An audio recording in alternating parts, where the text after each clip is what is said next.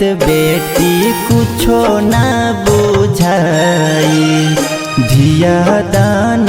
करते लागे मोह हो तिलक चढ़ावत बेटी कुछो ना बुझाई धिया दान करते लागे मोह हो ए बेटी धिया दान करते लागे मोह हो सजन बोलावत बेटी कुछो न बुझाई बेटी दान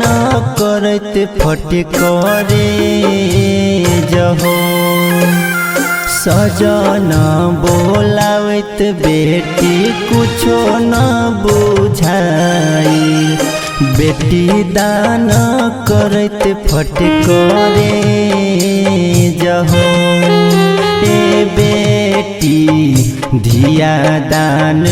करत फट करे जहो।